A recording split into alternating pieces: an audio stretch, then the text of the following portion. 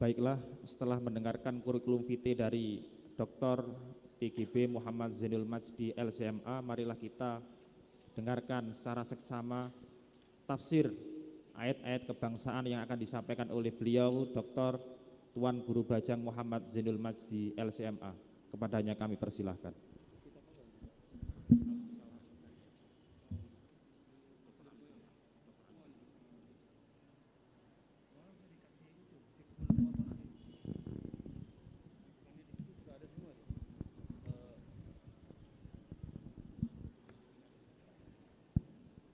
Baik, bismillahirrahmanirrahim. Bismillahirrahmanirrahim. Assalamualaikum warahmatullahi wabarakatuh. Alhamdulillah wa kafa. Wassalatu wassalamu ala nabiyil mustafa al-mujtaba wa ala alihi wa ashabihi ulis sidqi wal wafa.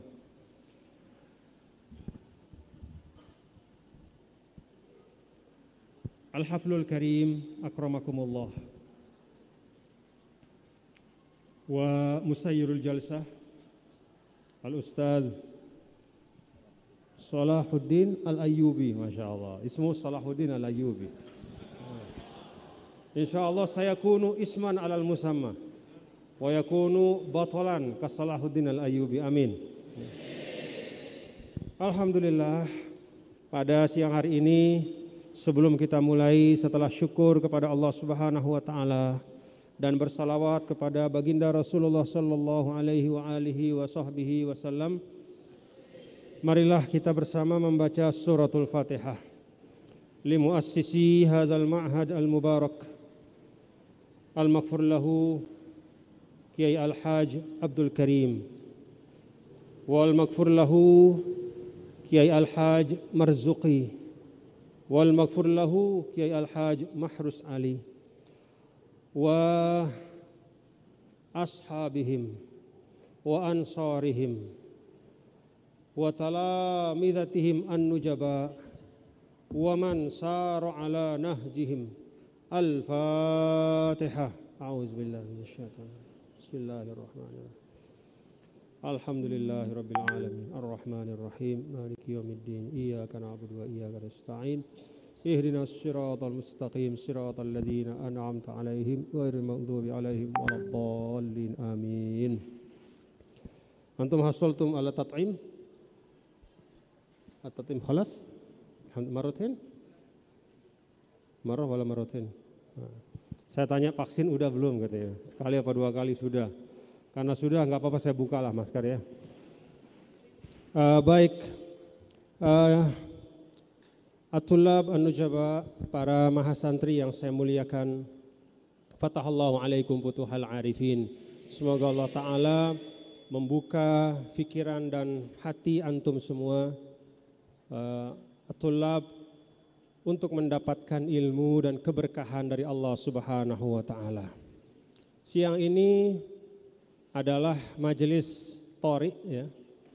Thori karena laisa an takhtit wa innama musadafatan, suatu majelis yang yang mendadak, karena semalam ketika saya tabarukan kepada masyayikh, ada salah seorang dari mudir yang meminta saya untuk bisa silaturahim dengan Jumu' At-Tullab di Ma'had Ali Lirboyo.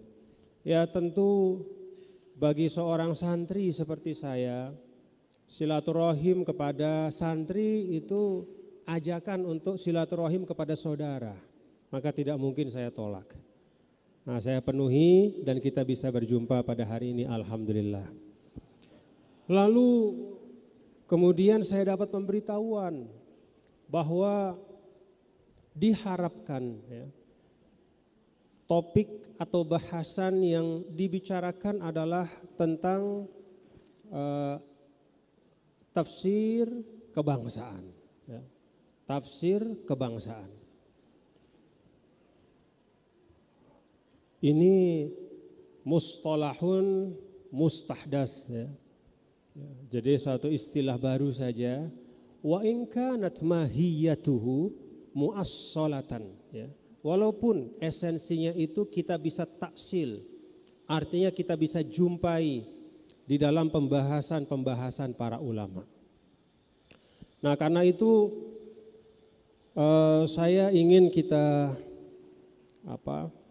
menggunakan kesempatan ini lebih banyak nanti di dalam hal mungkin ada diskusi ya, mungkin ada hal-hal yang ingin dibagi, ditanya atau direspon. Saya lebih suka nanti kita ada ruang untuk itu. Karena itu saya tidak panjang ya ketika memulai ini dengan katakanlah tafsir kebangsaan. Tafsir kebangsaan adalah upaya untuk mencari al-qiyam al-wataniyah wal muwatanah minal Qur'an wa aidan minas sunnah. Bagaimana kita memahami konsep al-watan wal muwatanah ya, dalam pandangan Al-Quran dan juga sunnah Rasulullah Sallallahu Alaihi Wasallam. Karena al-muwatanah adalah mustalahun mustahdas, maka tentu tidak bisa kita jumpai se-eksplisit ya. La najidu dzalikal mustalah ya, wadihan wa jaliyan fi sanaya abhathil ulama fi kutubihim. Tidak ada kita lihat misalnya dalam tafsir Tabari pembahasan tentang muwatanah, atau tafsir Ibnu Katsir, apalagi Zamakhsyari, bahkan termasuk pada tafsir-tafsir yang belakangan seperti misalnya At-Tahrir wa Tanwir Imam Tahir bin Ashur, itu tidak ada ya, al-muwatanah sebagai kamafhum kulli itu tidak dibahas memang di dalam tafsir-tafsir para ulama pada masa-masa yang lalu. Pembahasan tentang al-muwatanah ya, kabahthin mustaqil ya, fi mabahith al-ulumil Qur'aniyah bada'a ya, ba'da al-harb, ba'da harbil alamiyah as-saniyah. Jadi setelah perang dunia kedua, di mana tasyalkalat ya,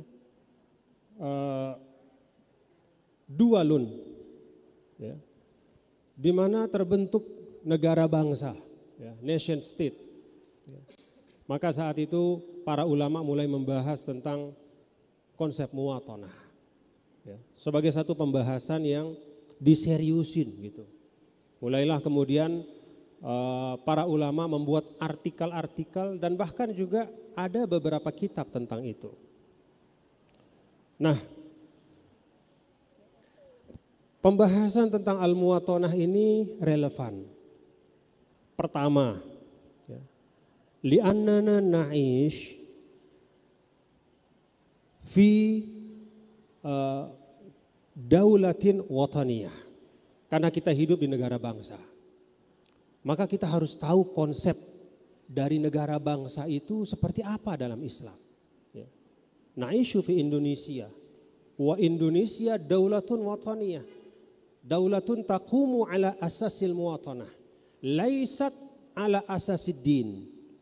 Wa laisat ala asasi lughatin muayyanah. Wala thaqafatin muayyanah. Wa innama taqumu ala asas al-muwatanah. Itulah Indonesia. Jadi tidak mungkin sebagai santri ya, kita tidak mengerti tentang Indonesia. Bagaimana kita bisa mengamalkan wasiat dari masyayikhul ulama, al-masyayikh al-ajilla, hubbul watan minal iman, kalau kita tidak tahu apa itu watan? Kalau kita tidak tahu konsep muwatanah itu apa? Nah, karena itu semalam ketika saya diberikan buku Fiqhul Muwatanah, saya bersyukur. Artinya Mahasantri Lirboyo itu orang-orang yang mengerti tentang bangsanya. Insya Allah.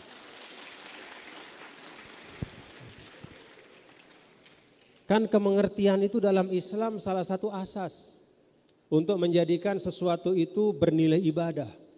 Ya. Seperti kata apa? Ibnu Ruslan dalam Matan Zubat apa itu? Fakullu man bighairi ilmin ya'malu a'maluhu mardudatun la tuqbalu. Maka kemengertian ini sesuatu yang penting ya. Nah, ada satu pertanyaan ya. Kenapa? Kalau memang al-waton itu penting bagi kehidupan, kok tidak dibahas oleh Al-Quran secara eksplisit? Tentang hubbul waton secara eksplisit. Kenapa tidak ada? Nah, kalau kita lihat pembahasan dari Hujjatul Islam Al-Imam Abu Hamid Al-Ghazali dalam kitab Al-Wasit ya. Itu ketika beliau membahas tentang fardu kifayah. Nanti dicek ya. Itu seingat saya. Kalau tidak salah di juz 4 ya.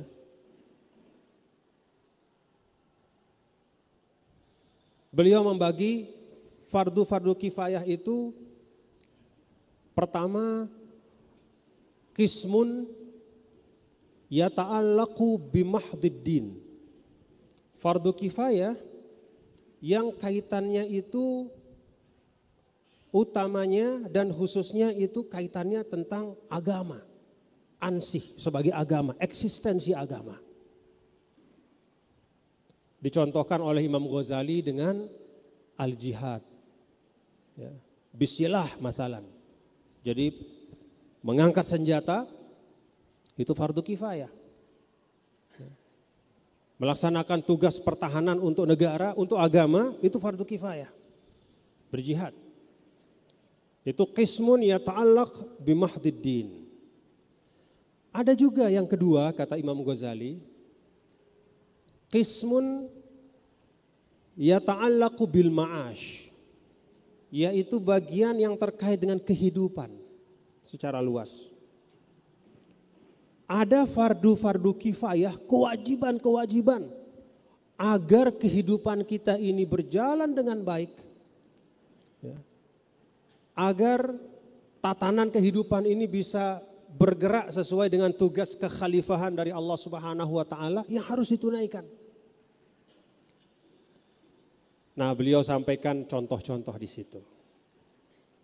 Beliau sampaikan contoh-contoh lalu beliau simpulkan bahwa segala sesuatu ya, yang kalau diandaikan dia tidak ada maka terjadi ketimpangan dan kehancuran, maka itu fardu kifayah. Dan Imam Ghazali mengatakan tidak semua dijelaskan eksplisit fardu kifayah itu oleh Allah dalam Al-Quran. Kenapa? Fittiba'i manduhatun anil ijab. Karena di dalam insting kita itu sudah ada rasa itu yang membuatnya sudah cukup sehingga tidak perlu lagi dieksplisitkan oleh perintah agama. Jadi dalam diri kita itu sudah ada dorongan untuk melakukan itu. Sehingga agama tidak lagi mewajibkannya, tidak lagi menekankannya karena sudah demikian terang benderang dalam diri kita. Salah satu di antaranya adalah hubbul waton itu. Jadi kalau dalam konstruksi Imam Ghazali dalam kitab Al-Wasit ini, hubbul waton itu memang tidak dieksplisitkan dalam Al-Quran, dalam ayat-ayatnya. Tidak ada mengatakan ahibbu awtanakum ayyuhal mu'minun misalnya. Tidak ada. Kenapa? Karena sudah ada insting ya, attiba ya, yang itu juga dari Allah. Kan apa yang ada di dalam diri manusia, akal, insting yang baik, itu kan bagian dari Allah. Bahkan kalau kata Imam Ghazali dalam Al-Ihya Ulumuddin bahwa Al-aqlu adalah syar'un minad dakhil wa syar'u aqlun minal kharij. Jadi akal dan insting yang baik itu adalah dalam tanda kutip wahyu di dalam. Maka orang yang bahkan belum mengenal baginda Rasulullah Shallallahu Alaihi Wasallam atau tidak ataupun tidak kenal agama, ya, dia selalu cenderung kepada keadilan. Dia nggak suka kepada kezoliman, walaupun dia belum kenal agama. Kan begitu, ya? Itulah attiba. Nah, termasuk di sini, jadi al-waton dan al-muwatonah itu juga bagian dari attiba yang manduhatun anil ijab, yang tidak perlu lagi di perintah-perintah karena sudah ada dalam diri manusia. Itu yang disampaikan oleh Al-Imam Ghazali.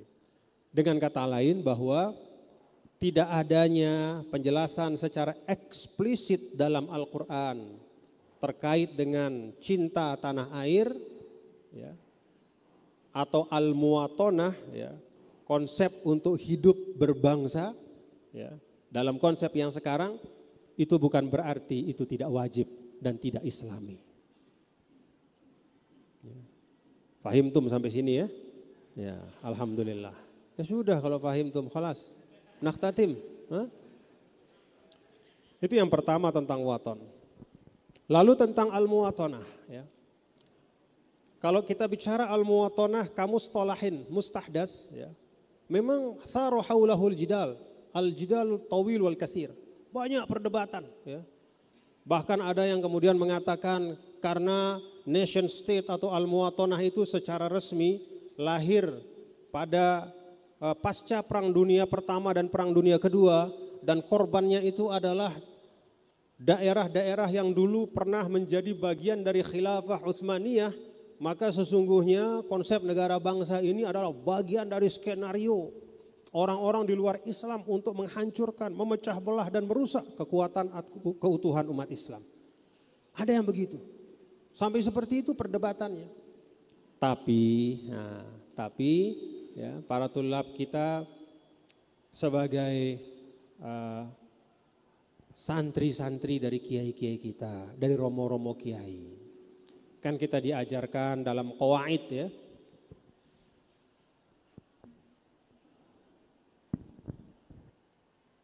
diajarkan dalam kaidah bahwa ibrah itu adalah bil ma'ani la bil mabani, ya. Al-i'tibar bil ma'ani la bil mabani.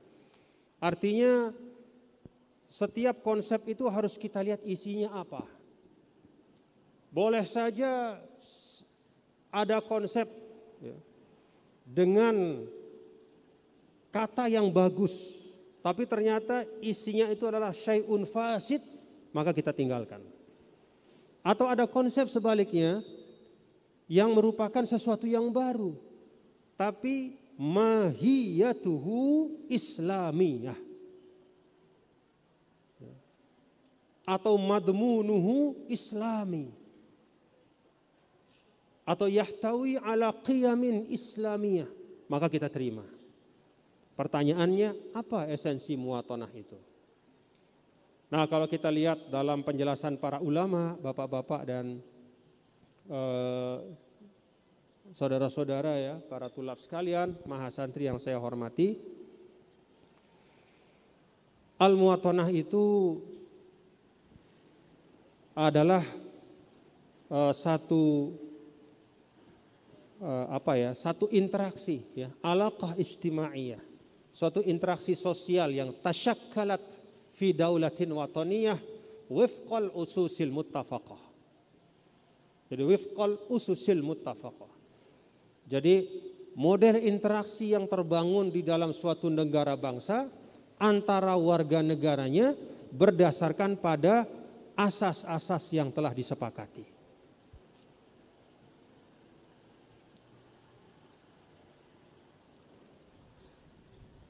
Kesamaan hak dan kewajiban di depan hukum misalnya, itu asas. Nah, karena itu tugas kita sebagai mahasantri adalah mencermati asas-asas muwatonah itu sesuai enggak dengan ajaran Islam? Kalau asas dari muwatonah itu sesuai dengan tuntunan Islam, ya, sesuai dengan prinsip-prinsip Islam, maka muwatonah itu sesuatu yang baik. Ya. Nataqabbaluhu wa nata'amal bihi. Kita terima dan kita kita beradaptasi dengannya. Ya. Tetapi kalau dia mengandung yatadamman qiyaman mukhalifatan limabadi'il Islam, narfuduhu wala naqbaluhu. Kita tolak dan kita tidak terima. Nah, kajian-kajian itu silahkan ya, Mahasantri lihat. Saya pakai masker lagi ini karena saya ingat kemarin saya beracara di Pacet itu Jawa Timur, Ibu Gubernurnya pakai masker kalau ngomong gitu. Saya khawatir ini ada boleh buka masker nggak? Atau boleh? Hah?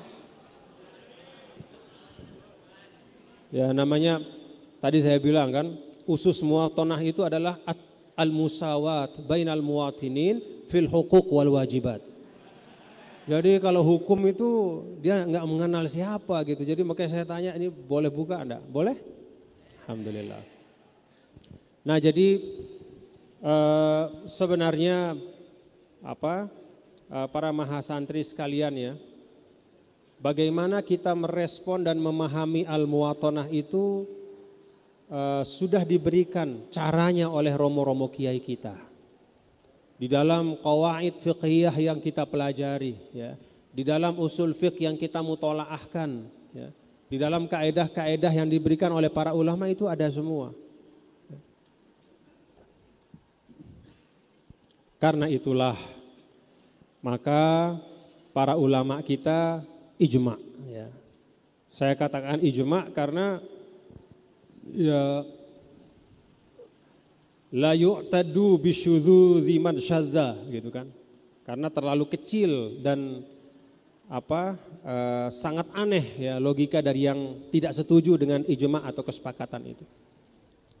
Ulama kita ijma bahwa Indonesia yang terbentuk dengan asas al-muwatonah ini ya, adalah satu bentuk perwujudan ya, dari idealisasi Islam di dalam berbangsa dan bernegara.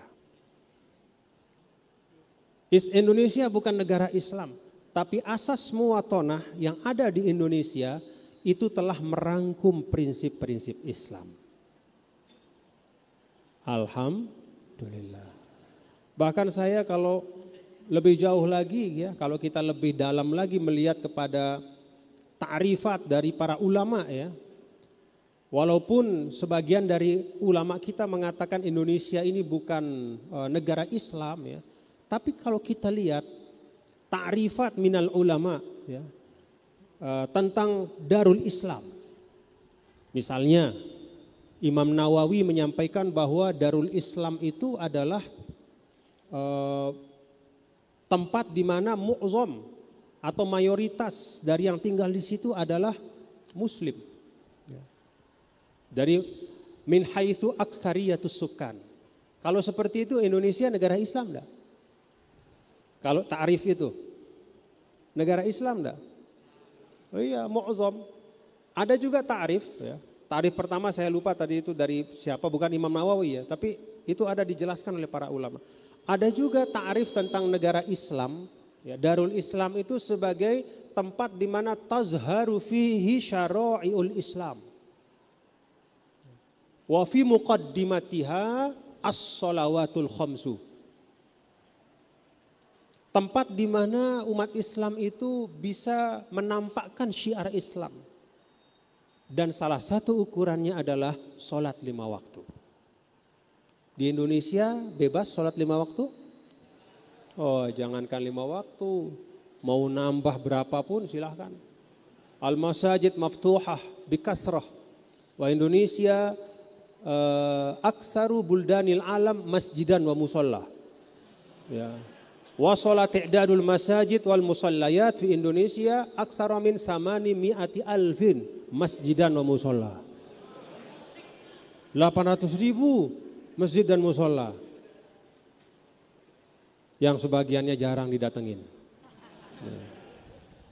Itu tugas kita.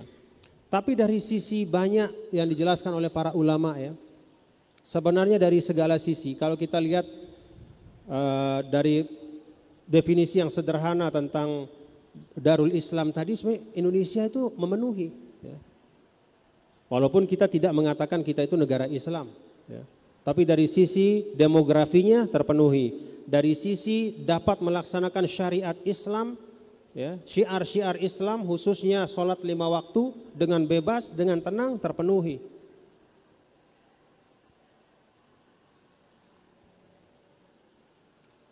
Demikian pula kalau dilihat dari asas ya, atau prinsip-prinsip al-muwatonah di Indonesia juga bisa dikatakan sebagai suatu negara yang hidup di dalamnya prinsip-prinsip Islam. Jadi itu saja yang dapat saya sampaikan ya sebagai bahan untuk kita musyarakah pada siang hari ini. Selanjutnya saya persilahkan Al-Mukarram Al-Ustaz Salahuddin Al-Ayyubi untuk yudirul jalsah kalau mungkin ada hal yang ingin ditanggapi dan mungkin kita bisa diskusi. Syukron katsiran. Saya kembalikan kepada Musayyir wa Mudirul Jalsah. Tafadhol. Terima kasih kepada Tuan Guru.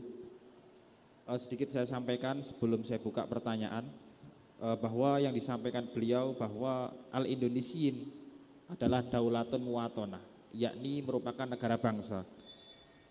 Al-muwatonah menurut beliau alaqah al-mutabaddilah bainal muwatinin bada'a fiha al-khalaf, bahwa hubungan timbal balik interaksi antara penduduk negara, antara warga negara, dan ini adalah faham baru yang dikampanyekan oleh orang-orang modern. Bahwa muwatonah juga disampaikan al-musawah bainal muwatinin fil hukuk wal wajibat. Muwatonah adalah hubungan yang sama, perasaan yang sama, kedudukan yang sama di antara muwatinin, di antara penduduk dan warga negara yang sama-sama memiliki hak dan juga kewajiban. Mungkin itu yang sedikit saya simpulkan dari Tuan Guru Zainul Majdi. Mungkin saya buka 3 pertanyaan terlebih dahulu karena waktunya kita terbatas. Monggo saya buka 3 pertanyaan dulu, 3 penanya. Nanti kalau waktunya cukup saya tambah lagi. 1 yang depan, terus tengah, 1 lagi yang belakang, yang belakang. Monggo dari depan. Silahkan menuju ke mic yang disediakan. Itu di sebelah timur.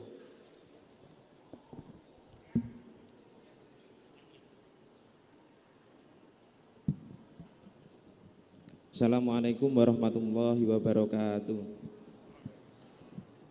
Niki perkenalan rin mboten. Mboten nggih. Kami mewakili dari Mas Santri semester 3, semester 3-4 ingin menanyakan sedikit mengenai kaitannya dengan masih tafsir kebangsaan. Kita bisa mendengar dari orang-orang di luar terutama organisasi Nahdlatul Ulama niku membawa ayat, salah satunya adalah faman lam yahkum bima anzalallah faulaika humul kafirun. Itu sempat beberapa kali digaungkan oleh mereka dan dijadikan dasar untuk mengikis pemahaman dari rasa cinta terhadap negara, karena menganggap negara Indonesia itu jelas tidak sesuai dengan hukum yang telah ditetapkan oleh Allah Subhanahu wa taala. Kemudian beberapa masa yang lalu kita juga tahu bahwasannya dinasti Umayyah dan juga Abbasiyah itu adalah salah satu pergerakan negara yang sifatnya itu monarki, bahkan cenderung nepotisme. Tapi tidak kita sangkal bahwasannya dengan adanya demikian mereka berhasil menerapkan hukum-hukum agama Islam secara penuh. Sementara kita jika menerapkan secara nation state, secara muwatonah demikian, itu lebih cenderung tidak mampu menyerap hukum Islam secara penuh. Karena di Indonesia sendiri cuma bisa menyimpulkan bahwasannya hukum itu ada kalanya yang diterapkan secara rosmiyah, kemudian secara substansi dan juga esensi. Lah yang kami tanyakan, napa nih kok diguyu? Niki kedawan mungkin sampean. Intinya dari pertanyaan sampean itu Indonesia itu tidak sesuai dengan apa yang disampaikan dalam ayat faman lam yahkum bima anzalallah faulaika humul kafirun fasikun dzalimun. Ngoten nggih? Nggih, satu lagi yang ditanyakan niku, apakah kita itu harus tetap mengusahakan atau cukup dengan model demikian? Oh nggih, sampun nggih. Nggih, sekian dari saya. Wassalamualaikum warahmatullahi wabarakatuh. Waalaikumsalam warahmatullahi. Monggo penanya kedua yang dari belakang niku.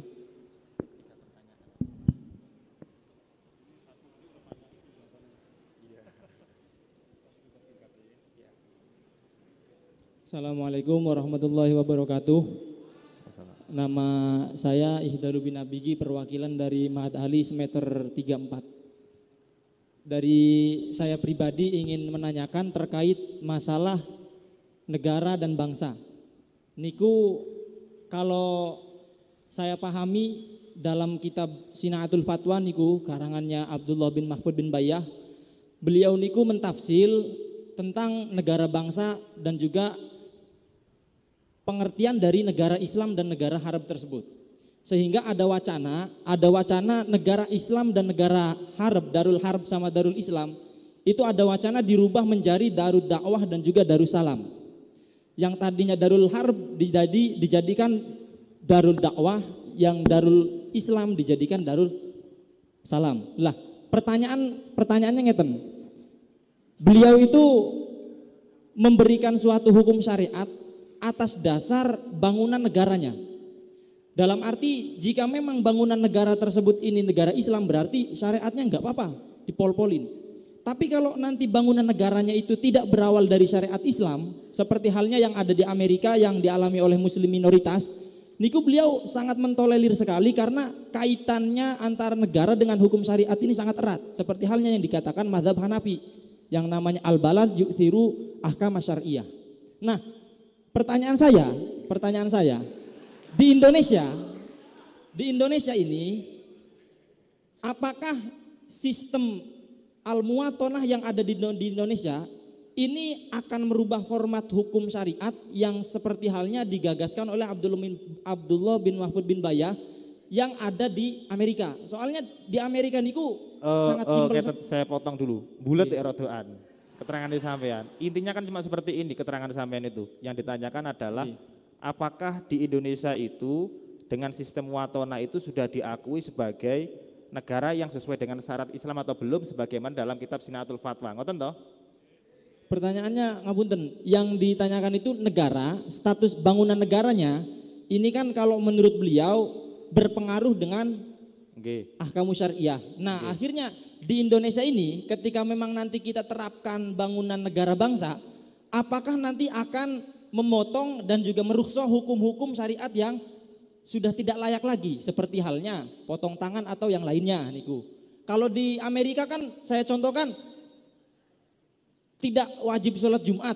Beliau mengatakan wis langsung sholat duhur saja karena memang negara itu kalau kamu pengen sholat Jumat jarak tempuhnya itu 7 jam, dan yang kedua kamu itu akan sangat kesulitan ketika memang diwajibkan sholat Jumat. Akhirnya gara-gara negara yang seperti itu berdampak hukum syariat yang sangat memudahkan. Lah di Indonesia niki apakah seperti itu ketika memang kita itu menerapkan esensi dari al-muwatonah tersebut? Karena memang bangunan negara niki sangat kaitannya sangat erat dengan hukum syariat, ngoten. Jadi ketika kok Indonesia itu sudah pondasinya adalah muwatonah, apakah bisa disamakan dengan konsep yang ada di Amerika gitu ya? Nggih, seperti halnya Islam minoritas atau memang kalau di Indonesia ini kita katakan ormas minoritas lah gitu. Oh iya sudah. Nggih. Cukup sekian. Assalamualaikum warahmatullahi wabarakatuh. Terus penanya ketiga, silakan.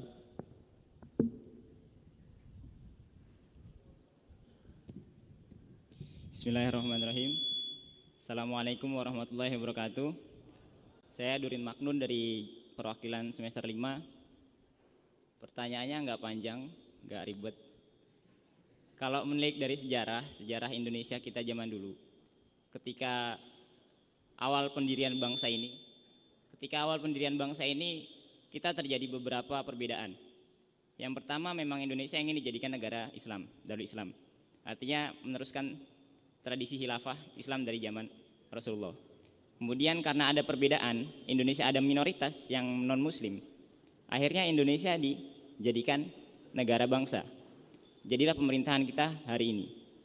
Sedangkan untuk mendirikan negara Islam, itu kan diwajibkan.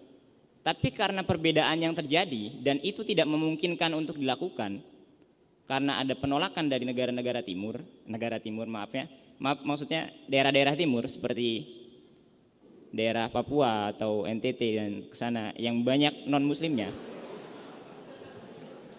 Memang seperti itu kayak. Memang seperti itu. Maksudnya bukan berarti menafikan, tapi emang adanya seperti itu di sana dan itu sesuai data dan fakta. Akhirnya terjadilah perbedaan. Lah kemudian ketika sudah tidak memungkinkan untuk menjadikan negara Indonesia seperti sistem khilafah, artinya Darul Islam, apakah untuk melakukan usahanya menjadikan Indonesia itu mungkin dengan melakukan penerapan syariat secara sedikit demi sedikit, artinya tidak langsung kafah, itu diwajibkan terus. Dalam kata lain, sebagaimana penerapan khilafah itu tetap diwajibkan, sebatas mana kita tetap diwajibkan untuk mengusahakan negara Indonesia itu mampu untuk dijadikan negara khilafah. Mungkin itu aja pertanyaannya. Kurang lebihnya mohon maaf. Assalamualaikum warahmatullahi wabarakatuh. Waalaikumsalam warahmatullahi wabarakatuh. Oke, langsung saya minta jawaban dari beliau. Yang pertama, yakni faman lam yahkum bima anzalallah faulaika humul kafirun fasikun dan dzalimun. Ini menanggapi terkait masalah hukum di Indonesia. Apakah kita terhitopi dengan ayat yang disebutkan di atas tadi? Ini yang pertama. Monggo untuk TGB silakan. Terima kasih. Sebenarnya antum itu kan sudah mutolaah lah ya tentang ayat-ayat itu ya. Jadi pandangan para ulama tentang ayat itu kan ada beragam. Tetapi semua pemahaman ya dari para ulama-ulama awal ya sampai kemudian mungkin selain Sayyid Qutb ya. Sayyid Qutb memang punya pemahaman agak beda di dalam Zilalul Quran. Tapi manhaj dari as-sawadil a'zam minal mufassirin ya, bahwa yang disebut dengan wa man lam yahkum bima anzalallah faulaika humul kafirun, itu kalau diringkas ya, kufrun duna kufrin, ada ungkapan seperti itu. Itulah yang menjadi pandangan dari mayoritas dari para ahli tafsir ya. Kecuali Sayyid Qutb yang memaknakan ayat ini secara literal dan kemudian mengatakan bahwa malam yahkum bima anzalallah itu memang harus diambil secara mutlak, sehingga dengan demikian semua pemerintahan yang ada di negara-negara Islam itu dihukumkan ya sebagai togut ya atau pemerintahan yang kufur. Jadi itu kufrun duna kufrin. Lalu bagaimana yang disampaikan tadi? Pemahaman para ulama secara lebih detail. Itu kan penjelasannya panjang ya. Ada yang mengatakan bahwa al-ayatu muwajjahatun ilan nasara, ilal yahudi wan nasara, ila ahlil kitab, walaysat ila ummati Muhammadin sallallahu alaihi wasallam, li'annal ayata waradat fi siyaqi khitabi ahlil kitab. Kita lihat di ayatnya itu memang rangkaiannya, siyaqnya ya, sibaq walihaq itu adalah tentang ahlul kitab. Maka ayat itu tidak bisa serta-merta ya, ditatbiq untuk kemudian menjadi ukuran ya bagi umat Islam. Itu satu, bahwa al-khitab itu aslan ya muwajjahun ila ahlil kitab. Satu. Yang kedua yaitu tahlil dari lughawi. Wa man lam yahkum bima ay bikulli ma ya. Bahwa orang yang sama sekali meninggalkan. Indonesia ini sama sekali meninggalkan enggak? Enggak. Indonesia ini sama sekali meninggalkan dalam arti 100% meninggalkan apa enggak? Enggak. Kalau kita mau identifikasi hanya yang terkait dengan majalun doyiqun minal hudud. Hanya itu saja. Coba antum baca misalnya al-ahwal al-syakhsiyah, al-munakahat, ahkamul usrah. Hal mutabbaqah fi Indonesia? Ini saya tanya, mutabbaqah fi Indonesia? Naam. Ada kompilasi hukum Islamnya. Ahkamul awqaf al-waqf wa ma yata'allaqu bihi. Sesuai enggak di Indonesia? Naam, bahkan ada qanun wakaf. Zakat, haji, salat, rukun-rukun Islam semuanya. Hanya ada majalun dayiq minal hudud. Dan kita tahu yang namanya hudud itu sejak awal sekali. Mulai dari masa Rasulullah sallallahu alaihi wasallam, Nabi sallallahu alaihi wasallam yutabbiqul hudud bi adyaqi nitaqin. Beliau itu mempersempit dan dalam tanda kutip menyulitkan, ya, memfilter benar hudud itu sampai-sampai kalau antum baca misalnya naqra fi kutubis sittah fi kutubil hadis al ahadits allati tata'allaqu bi tatbiqil hudud qalilatun jiddan binisbah ilal ahkamil ukhra. Contoh,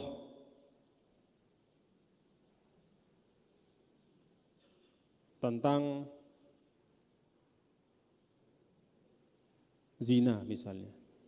Berapa banyak yang ada dalam kitab hadis? Hanya Al-Ghamidiyah dan ada 1-2 yang lain.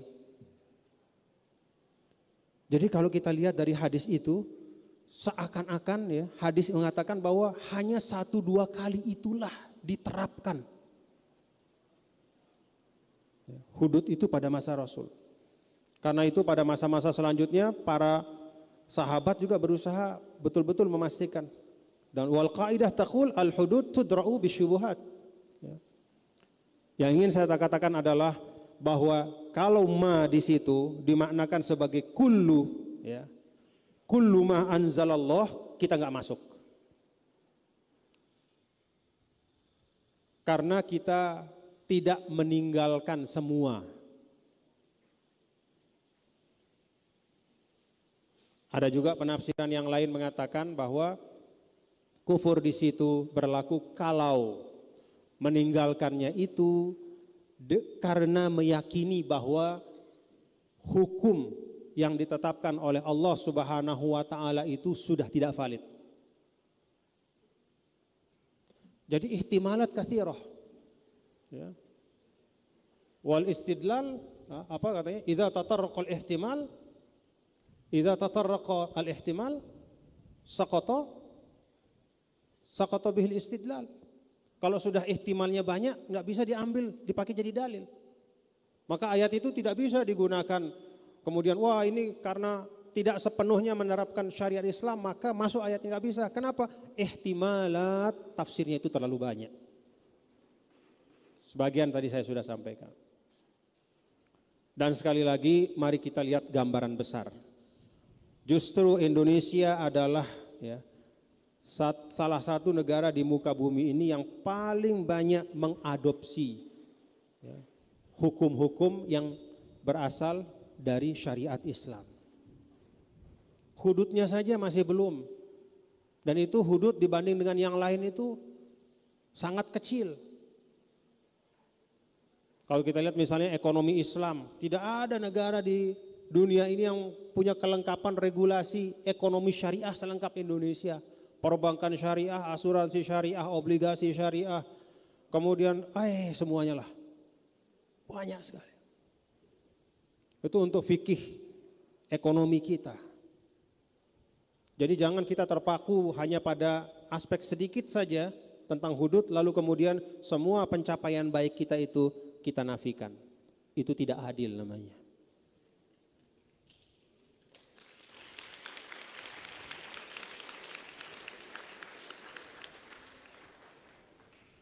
Saya langsung saja sambung ke yang ketiga ya, tentang yang kedua, ketiga, khilafah, karena ada kaitannya semua ya.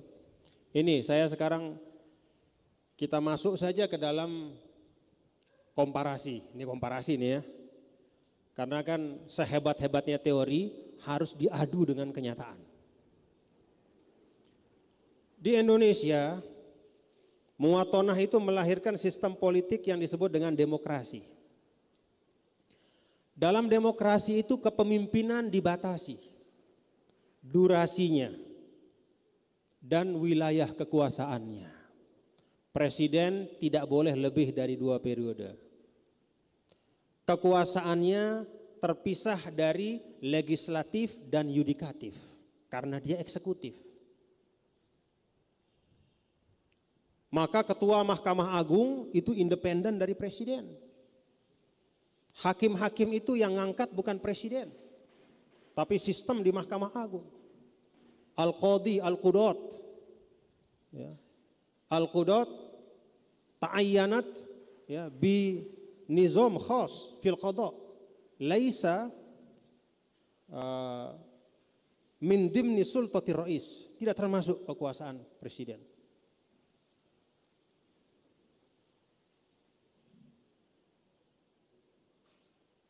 Sebaliknya, kita baca Al-Mawardi di dalam misalnya apa? Al-Ahkam As-Sultaniyah, atau dalam kitab-kitab fikih tentang Salahiyat Al-Khalifah. Khalifah itu tidak ada periodisasinya alias seumur hidup. Kira-kira kalau di Indonesia seumur hidup melahirkan apa? Hah? Melahirkan apa coba? Kalau kita lihat ini dengan semangat nilai-nilai Islam, di mana keadilan harus ditegakkan, di mana kekuasaan itu harus dikendalikan, di mana amar ma'ruf harus ditegakkan. Kalau pemimpin mendapatkan solahiyah seumur hidup, tidak ada batasan periodisasinya, apa yang terjadi? Otoritarian. Kemungkinan besar. 1, periode kekuasaan. Yang kedua, al-khalifah lahu ayyu'ayyinal qudat wa ayyu'ayyina kulla mas'ulid daulah. Baik itu di eksekutif, legislatif, semua merupakan kewenangan daripada khalifah. Hakimnya juga diangkat oleh khalifah. Kalau bahasa kita sekarang misalnya hakim-hakim diangkat oleh presiden.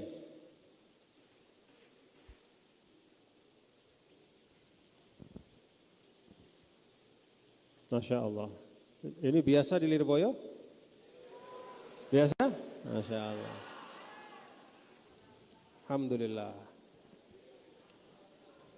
Jadi saya ingin antum tuqarin ya, bainama huwa mutabbaq fi Indonesia wa bainama huwa maktubun fil kutub ya, an al khalifah wa hukukil khalifah wa salahiyatil khalifah. Kalau saya secara pribadi lebih setuju dengan apa yang kita sepakati sekarang. Bukan berarti bahwa teori khalifah yang ada di dalam kitab-kitab fikih kita itu tidak bagus, bukan. Itulah ijtihad terbaik pada masa itu. Itulah ijtihad terbaik pada masa itu. Tapi kita sebagai bangsa juga sudah berijtihad bersama-sama, termasuk di dalamnya para ulama, dan hasil dari ijtihad kita adalah negara bangsa yang namanya Indonesia. Wal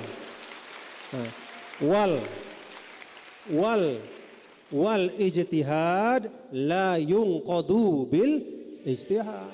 Khalas ya. Ada negara-negara misalnya katakanlah pada masa tertentu umat Islam di belahan-belahan dunia itu memilih dengan ijtihadnya ya. Kenapa saya katakan bahwa al-khilafah itu adalah ijtihad? Karena memang konsep khilafah itu tidak ada dalam bentuk yang ditulis oleh Imam Mawardi.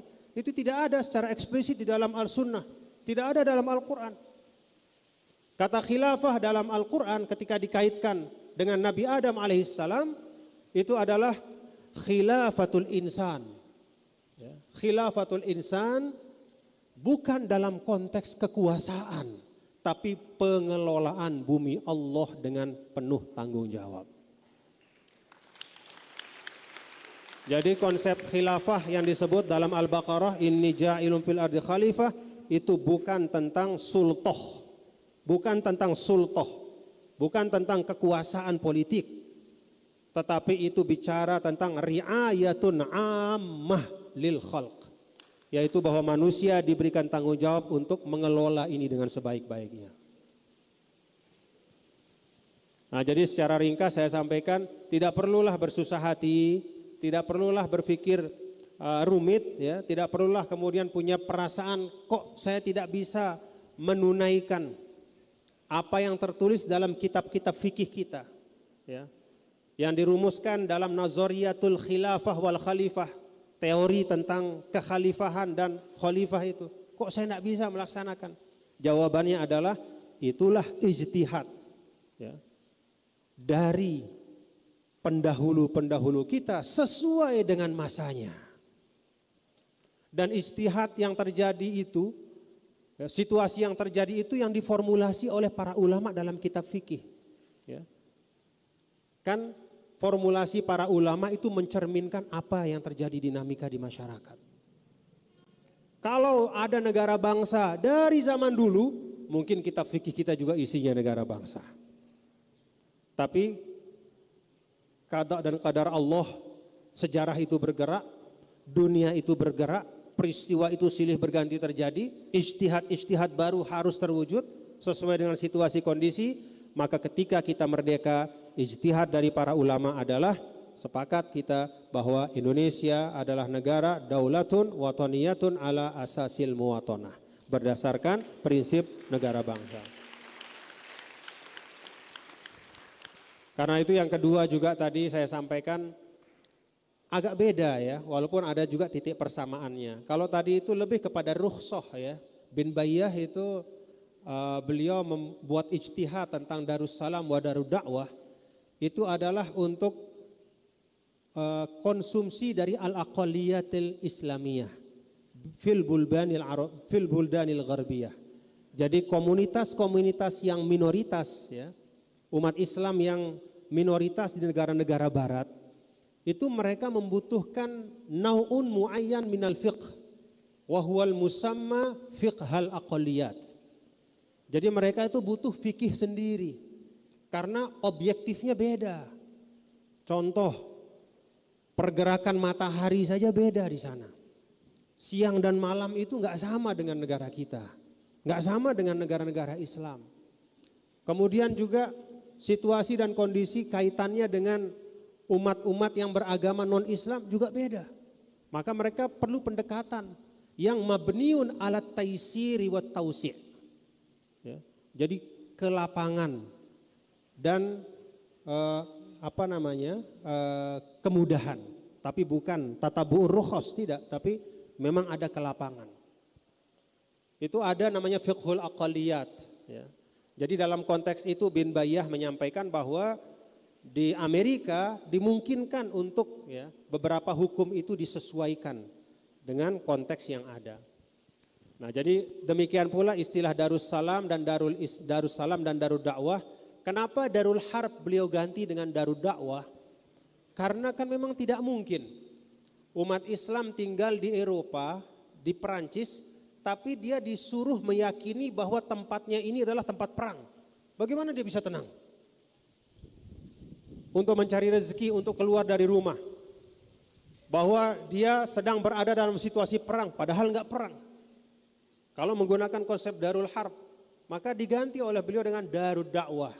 Dengan kata lain, pendekatan dari umat Islam minoritas di negara-negara barat itu adalah bagaimana Anda bisa menjadi agen-agen dakwah terbaik untuk Islam. Jadi itu ijtihad juga dari bin Bayyah. Ya.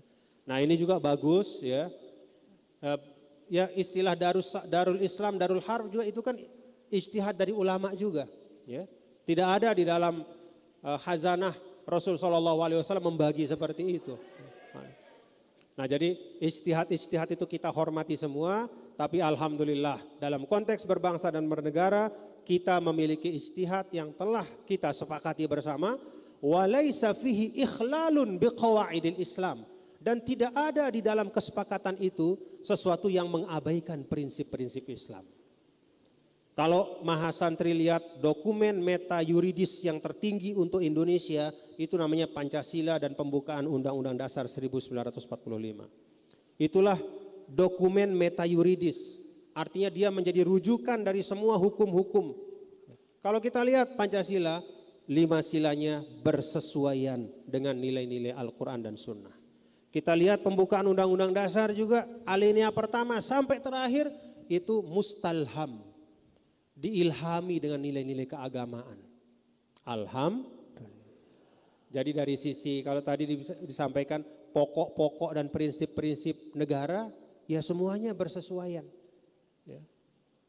Alhamdulillah. Jadi ijtihad kita inilah ijtihad yang terbaik.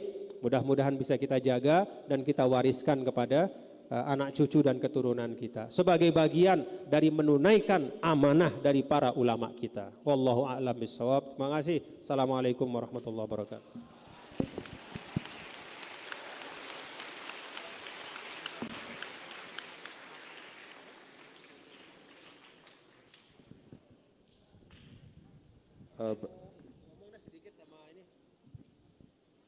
Saya ingin menyapa sedikit ya antum ya.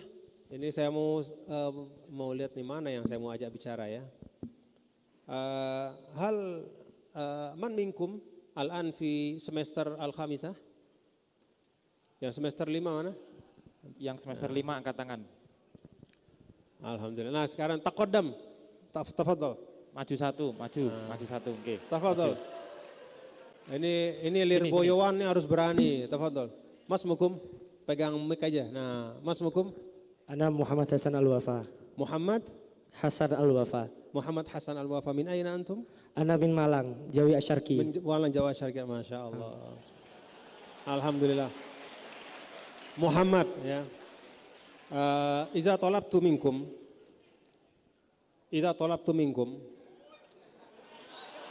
al-mukhtasar ya.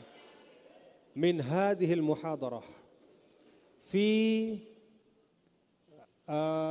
aqulu fi jumlatain atau fi 3 jumal mujazah madza taqul Bilughatil Arabiyyah. Naam, fadhal.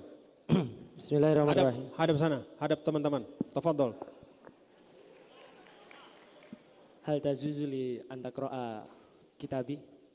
Tafadhal, Kitabi. tafadhal, An taqra'a tafadhal. kitabi. Tafadhal Muhammad. Barakallahu fikum.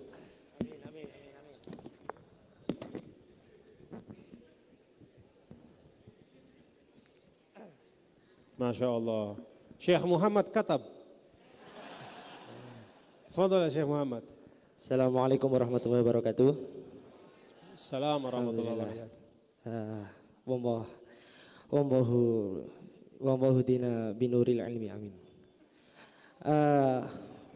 Fi hadhil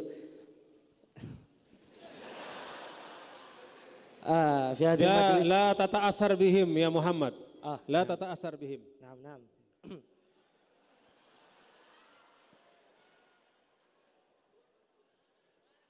Fi hadal ijtima'iyah Sayyidi Muhammad Zainul Majdi min Nusa Tenggara